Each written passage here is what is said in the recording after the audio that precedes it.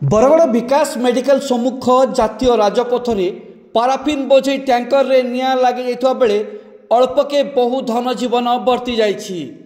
सूरत हाजिरारू Ganjam जाउथबा MS43C 7585 number tanker रे short circuit जोगु निआं लगी जाइथिबा अनुमान करा जाउछि।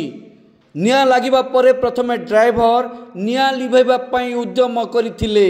सेहीपरि घटनास्थल रे थिबा विकास medical fire safety officer Subrata Kumar Routray और तांको दुई सहयोगी निआं को आयत्त करने को चेष्टा करथिले।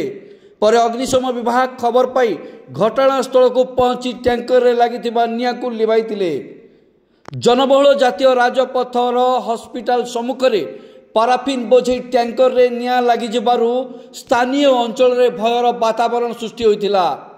दहनशील पदार्थ थिबा उच्च टैंकर निआं को विकास मेडिकल कर्मचारी तथा अग्निशम विभाग आयत्त करने पर एक बड़ धरणर अघटन टली जाइथिला।